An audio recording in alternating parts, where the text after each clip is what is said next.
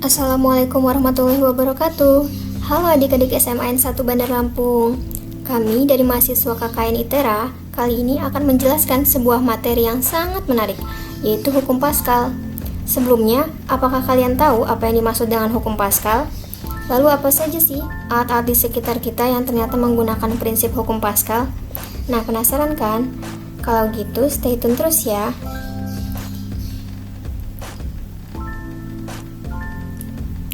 Pernah gak sih motormu mengalami yang namanya ban bocor?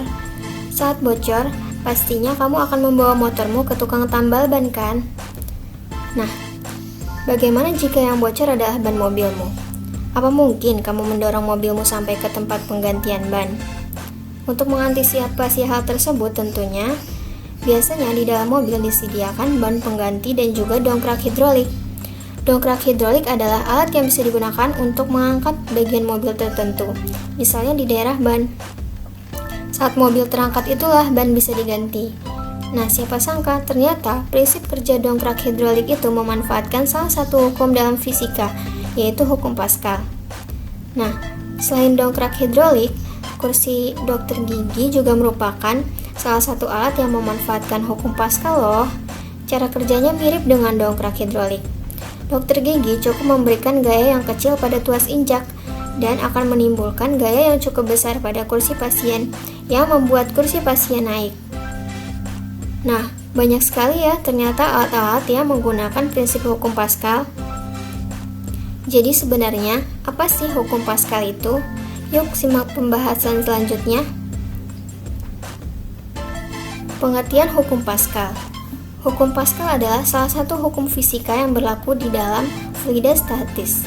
Hukum ini dirumuskan oleh ilmuwan asal Prancis yaitu Blaise Pascal.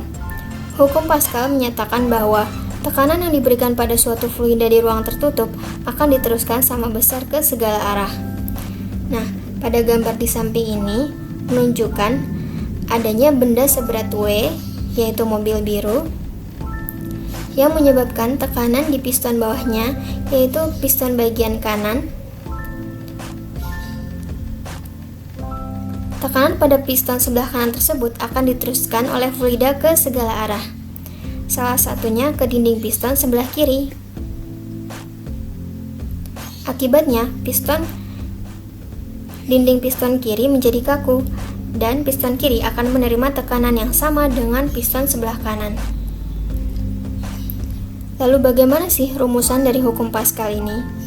Hukum Paskal menyatakan bahwa tekanan di piston sebelah kiri, yaitu piston 1, sama dengan sebelah kanan, yaitu piston 2. Secara matematis dirumuskan sebagai berikut.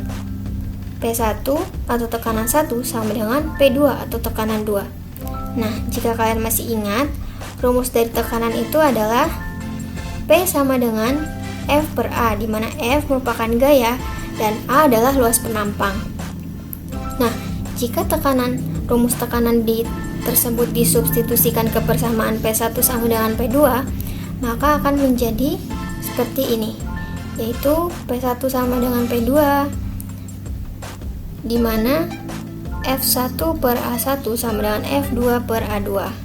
Nah, pada rumus ini, A merupakan luas penampang piston yang dianggap berbentuk lingkaran. Dengan demikian, rumusnya bisa disederhanakan menjadi seperti ini. F1 per F2 sama dengan R1 per R2 dikuadratkan. Kita masuk ke contoh soal. Sebuah mobil yang beratnya 9.000 Newton diangkat dengan mesin hidrolik. Jika luas penampang piston kecil adalah 5 cm persegi, dan piston besar 0,02 meter persegi, berapakah besarnya gaya yang harus diberikan pada piston kecil mesin tersebut?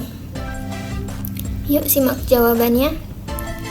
Nah, penyelesaiannya diketahui F1 yaitu 9.000 Newton, A1 0,02 meter persegi, A2 5 cm persegi, dan yang ditanya adalah F2.